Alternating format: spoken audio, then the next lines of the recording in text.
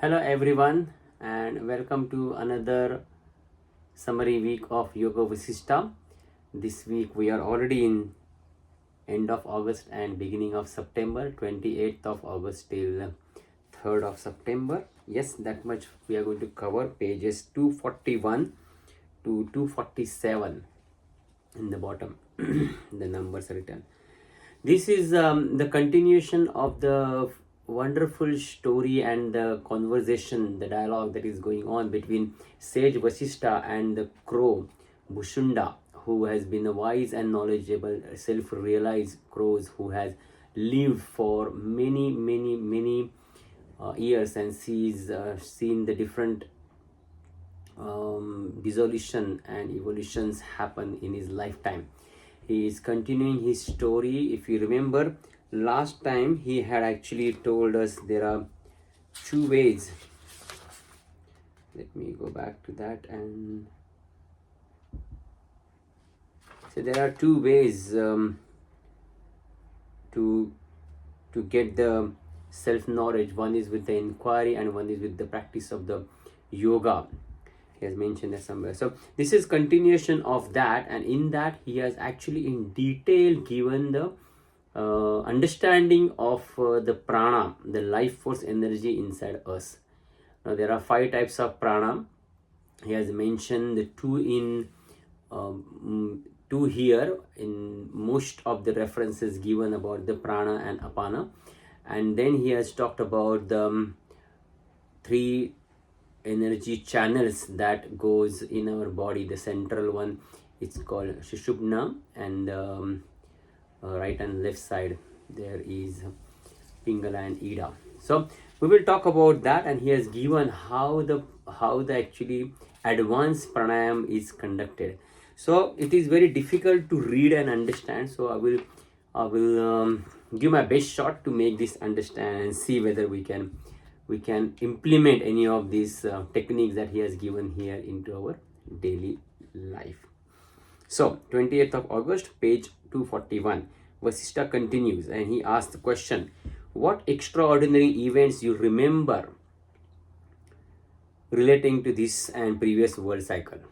To which Bhusunda replies, upon the time there was nothing, once upon the time there was nothing on the earth. He started telling whatever he has seen. And sometimes there were demons rule the earth. Then sometimes the earth was covered with water. Then at one time gods used to roam in the skies and vanished from the sight of account of fear. Then during my lifetime I saw the appearance and disappearance of countless Manu, means the human race. At one time the world was devoid of the gods and demons. First there was notion of a creation. And then he tells, see, of course, when there was no existence of this world, there was something which had the potential from which the world can come out.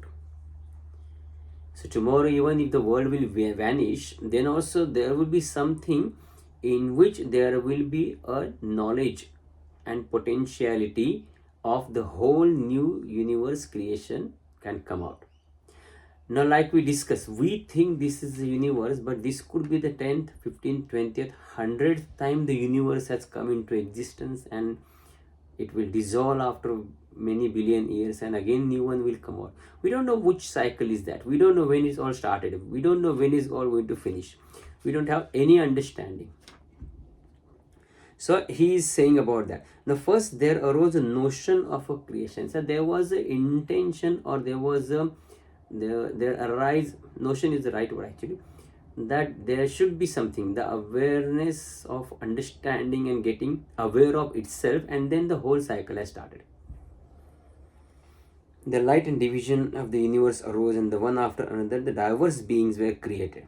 I saw during one epoch the Lord Vishnu, considered as a protector, who created the universe, and it was during another it was Brahma, and it was Shiva, the third one. So he just given the different experiences that he has seen. Whatever is happening in the present creation has happened exactly in the same manner during the 3 previous creations. So that is also another thing that he has given that we can contemplate of whatever we are seeing. Has it happened before? It could have happened before, we don't know. What is the reference point? What is that level or that state where we can reach, where we can understand what is happening, what happened in the past, what will happen in the future, and what is happening now. Again, it is just for understanding sake.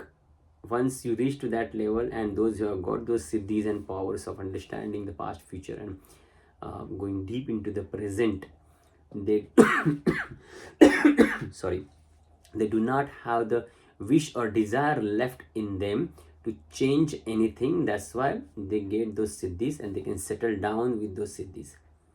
Till the time there is a desire to change something, these siddhis don't come to you, because you will use these desires for your personal or for some achieving some goals or for helping someone, which is not required, because everybody is living their life according to the way they have they are doing something, or they are done something.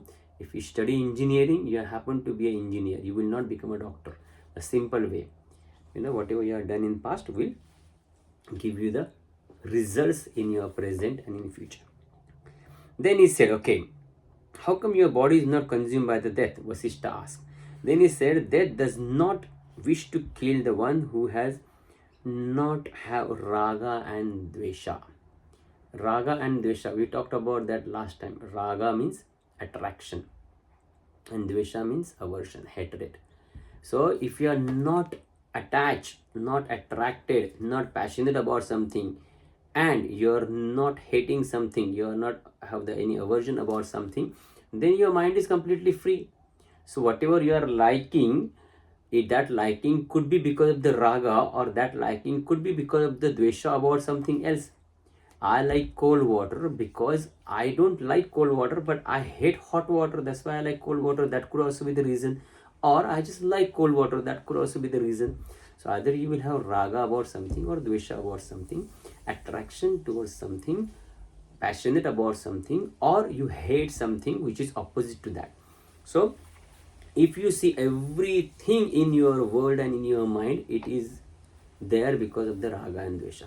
And the moment you will take out your attachment with anything with this raga and dvesha, you will immediately see you are feeling that freedom and your mind will stop bothering you.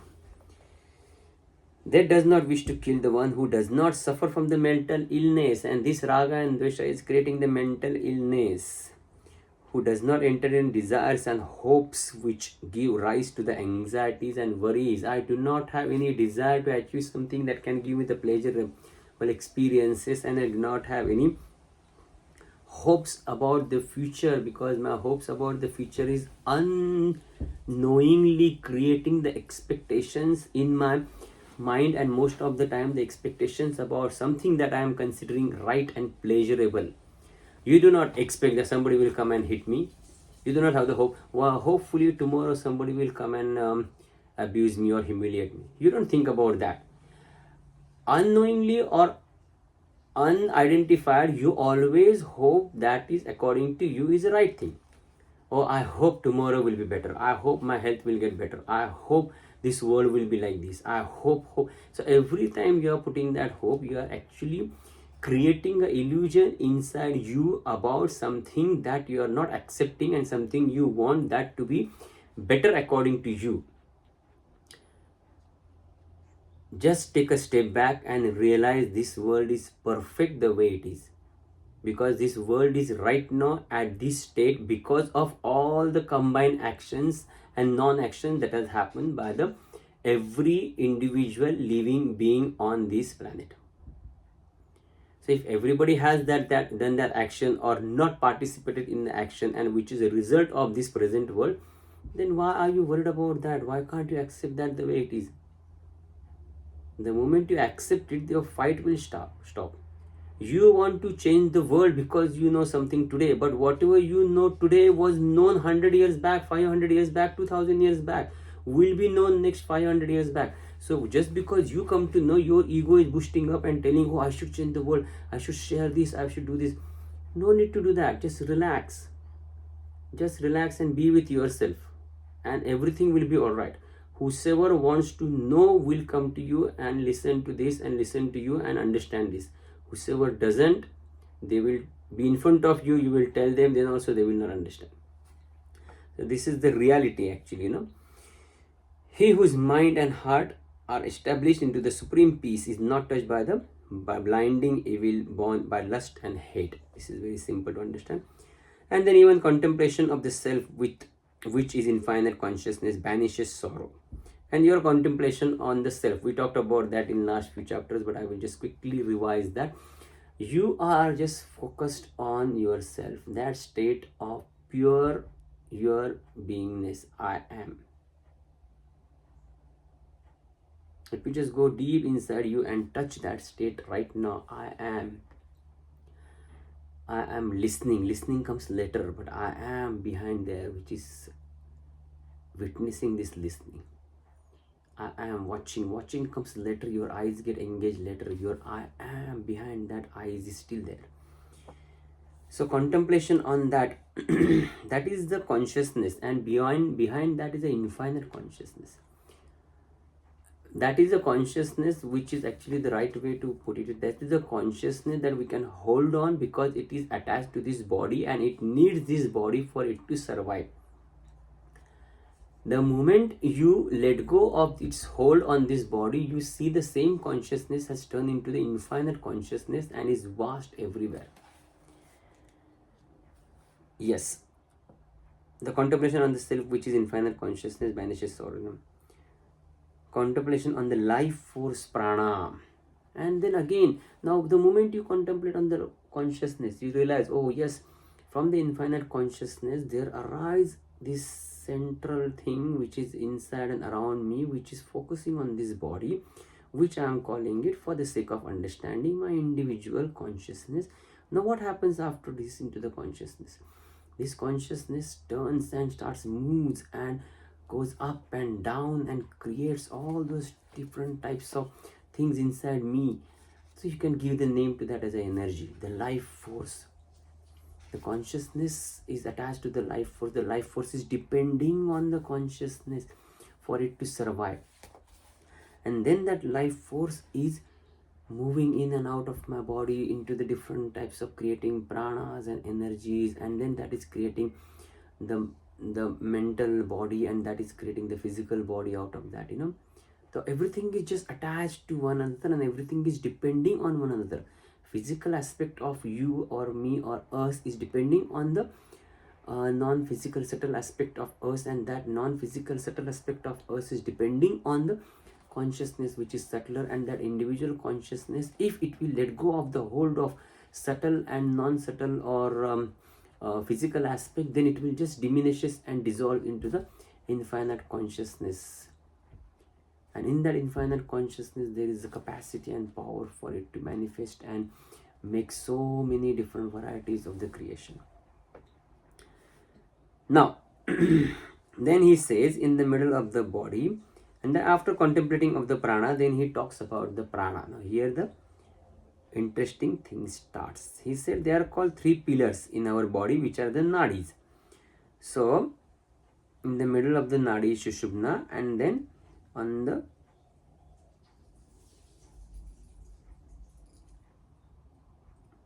the right and left side there is Ida and Pingala, and there is three lotus like wheels, and these compose of the flesh and bones, and this nadi thereupon radiate above and below. So the understand, this is not one particular nadi or one particular thing that is going up and down. It is just the energy force which is going.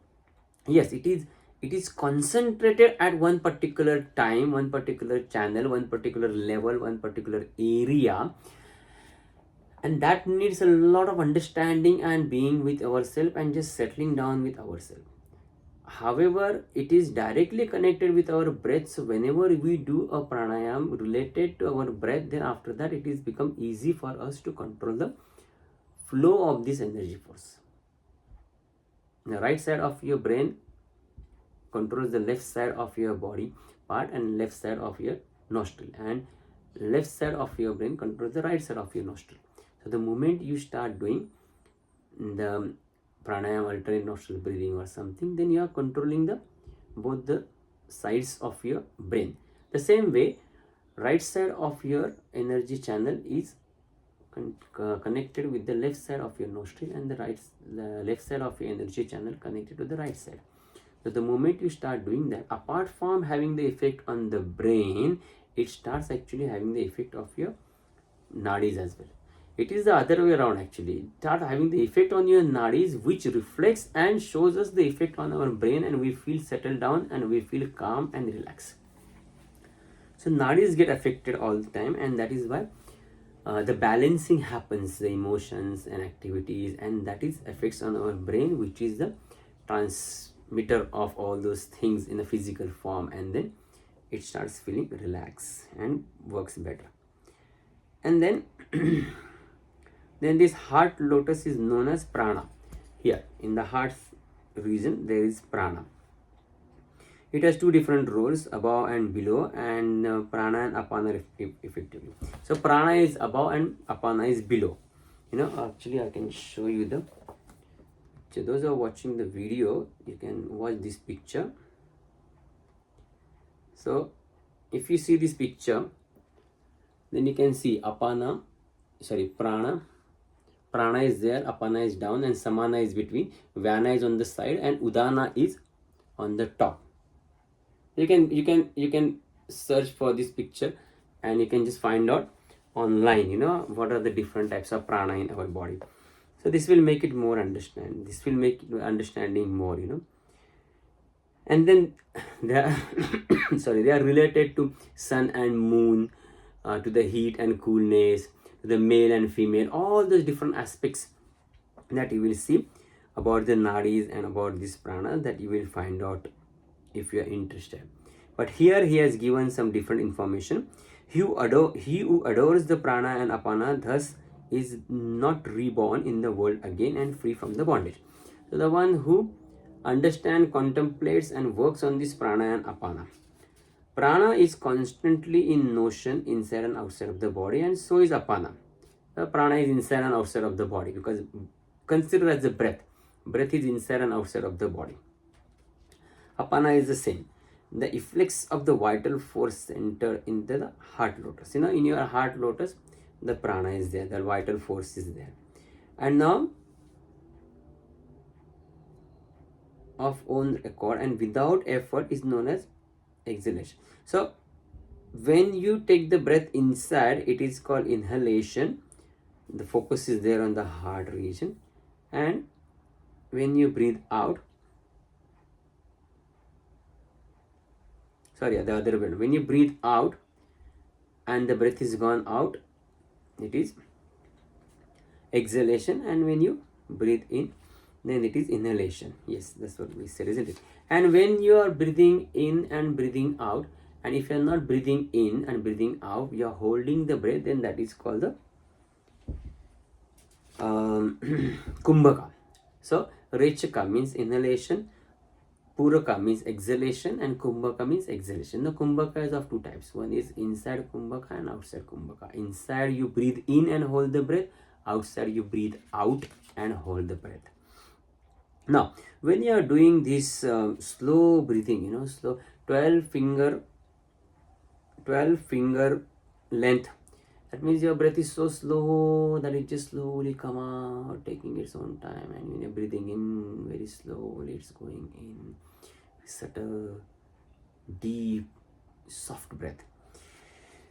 That is called 12 finger breaths, And then Dwadasanta. Dwadasanta is like it is given under there. It's like the magnetic field around you. So there is an aura around us. There is a magnetic field around us. And when your exhalation and inhalation becomes very subtle, and in that inhalation and exhalation, if you put a hold in between, or if you observe where the exhalation is finishing, taking its own time, resting into that quiet retention period, natural retention period of kumbhaka, of breath finished, exhaling, breath stop, and then the inhalation started. After a few seconds, inhalation happened, then again the kumbhaka, the retention happened naturally, and then again the breathe out started. If you observe that when you are sitting quietly, then you realize that that how that hold is very effective. And then he has given 3 points. Then it's affecting the magnetic field around you. That's what we were talking about. And then he has given the 3 points. You focus on your nose, this triangle of the nose. Then you focus on the forehead, or distance 12 inches above. Focus on the top area of your head. And then you focus on the heart region. Heart, nose, top, and heart. These are the 3 areas. If you are breathing softly, breathing in, holding the breath naturally, breathing out, holding the breath naturally, breathing in again, and keeping the breath very soft and subtle, and focus there, then this will help you in many different ways. Now, if you breathe out and hold the breath outside, that is called the external kumbhaka, and if you external retention, and if you inhale and hold it, then it is called the internal inhalation. And then in that, he who knows this kumbhaka is not born. He who knows this holding is not born. So now this is just a simple practice. You might be thinking, oh, it is so simple, so if I will keep doing that, I will not be born again. It is not like that. With this practice becoming advanced and advanced, and you reach to the level where you can hold the breath outside or inside with your intention for a long period of time without getting disturbed, and you are achieving that kind of a victory over the breathing that you are doing, then you are actually free from, you are not born again. That what is the meaning of that. So just because you are holding the breath outside for a certain amount of time, you are holding the breath inside of certain amount of time, that doesn't mean you achieved the victory on the death. That is the starting point. You start from there, and then you go advanced level. If you find out, there has been sages who has done the participated into the research in United States and many places where they have gone into the water filled glass jar, big jar or container, and stayed there into the holding the breath inside or outside, whatever that they have got, and for 20, 30, 40 minutes. There has been records of people not breathing in and holding and surviving into the breathless place for 20, 30, 40 seconds. So this is the power you get. That's what he's explaining that to here. And then whatever he does, he eats or he does, with this understanding of the holding, retention of the breath, kumbhaka, he is not the doer of the action. So because he is just going back into that level where the witnessing is happening, and that is giving him the power with little bit of skills and understanding and abhyasa and practice about holding the breath for a long time, and that witnessing is happening and all those things is happening, then of course why you will get involved into the action. The action will happen spontaneously through you.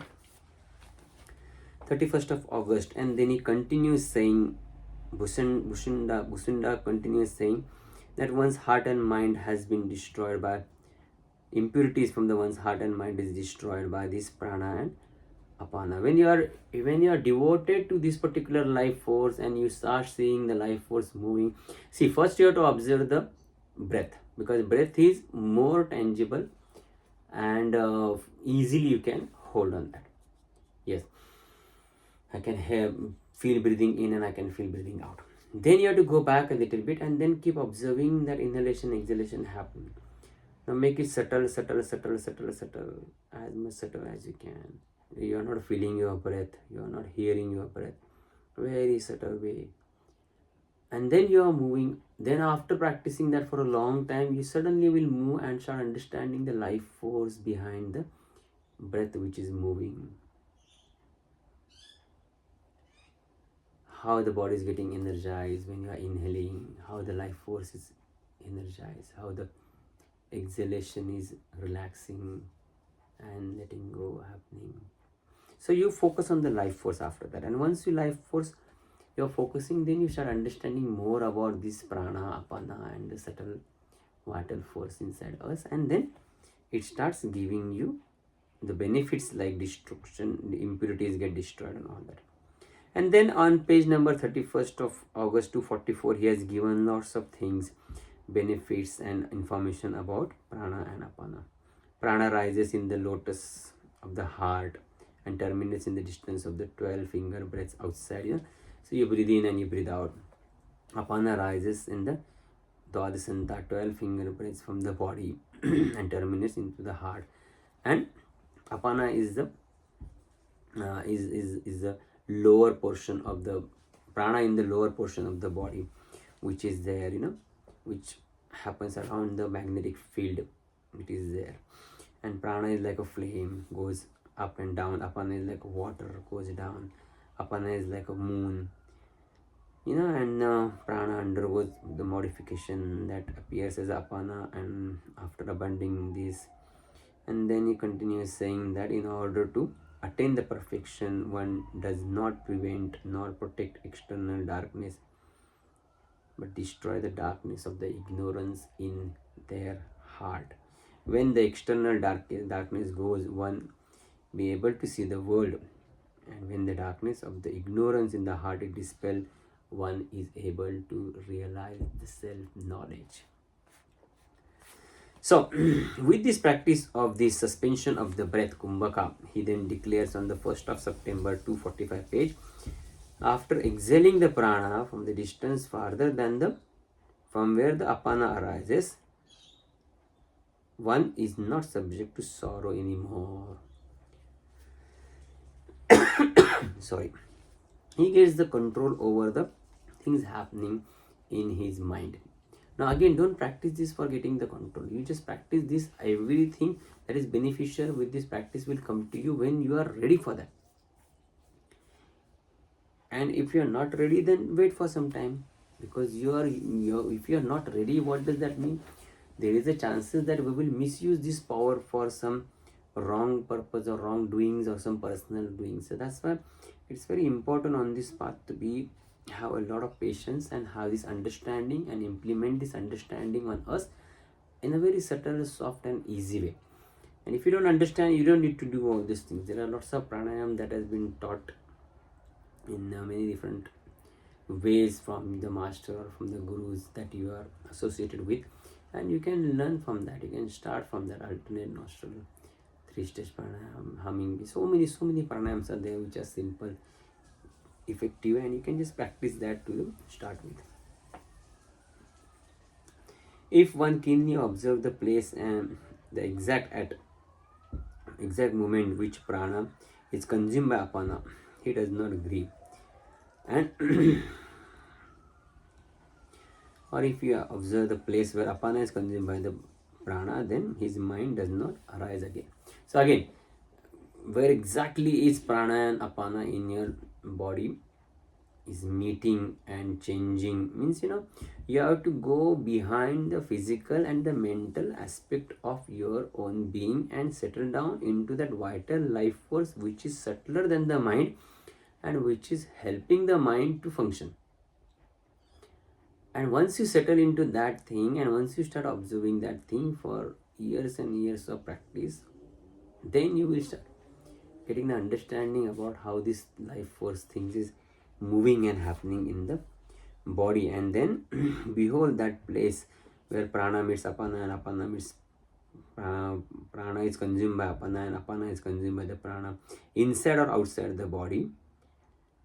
And for the precise moment, then arises the kumbhaka. Then natural, effortlessly you will start holding. The retention of the breath will happen, automatically once you have the little bit of understanding, practice and hold over the life force. Then it will help you to have the. Again, I was never myself. I read this book few times, but I never was aiming to achieve this power sense. This I never worked too hard on this one. So it is again recommended just to understand this and practice on a very subtle and easy way, just by some pranayams to start with to make your life better. And this is a very hardcore, strong yogic practices, I will say, which is been done under the supervision and under the guidance of the masters, continuous guidance of the masters, I will say, because it should not affect your system in a wrong way.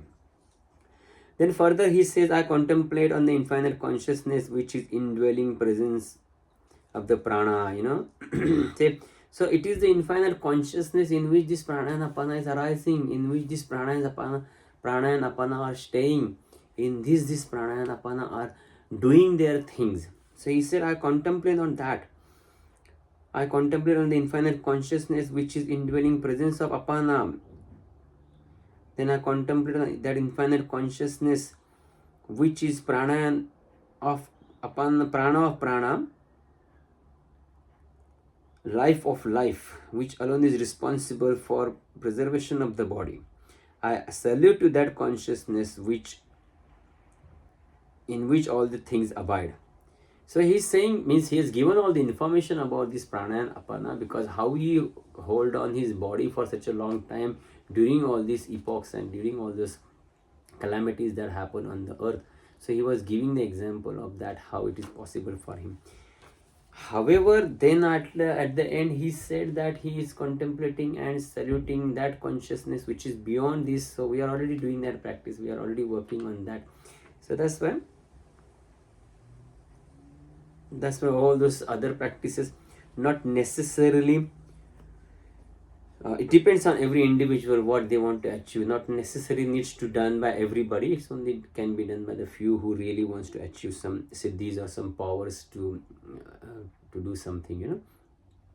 That which is after the prana and apana is ceased to be, which is in the middle of the prana and apana. I contemplate on that infinite consciousness.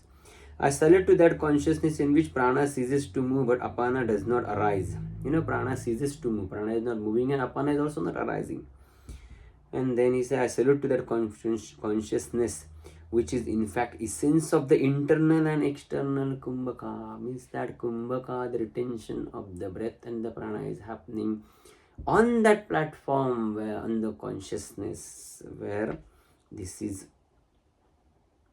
all taking place, which is only goal of the contemplation of the prana, which enables the prana to function and which is the cause of all the causes. I take refuge into that supreme being from where this prana and apana is moving, and prana and apana is responsible for all the things happening in the world. 2nd of September, page number 246, Bhusunda continues. Regular and systematic practice of this pranayam described by me, you will gain the state of purity and then state of samadhi or equanimity. I said this is what has happened in practices of kriya, breathing techniques and all that described by the different masters, that you feel that state of equanimity, oneness and stillness, because it has got the potential. It means years and years and years of practice of oneself and sitting and doing all those things, or the blessing that come from the masters in the form of kriyas and some practices which actually just gives you the glimpse of that in a minute or almost every week or every time you do it. I do not contemplate either the past or the future. My attention is constantly directing at the present moment. The fruit of the contemplation of the moment is union of the prana and apana. See, the moment you are contemplating on that consciousness, the result and the fruit is understanding of the prana and apana. I embrace the supreme renunciation, having renounced even the desire to live. Thus my mind does not entertain cravings but is peaceful and balanced. I behold one common substratum of all the things. So desire to living is like a highest state that you can realize, that you are just existing without being attached to this body and without having this body, considering as this body as you.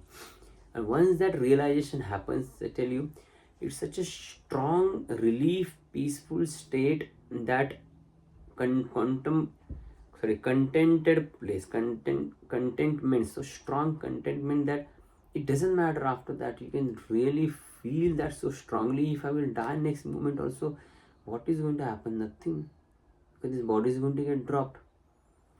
Everything in the world is going to go ahead the way it is.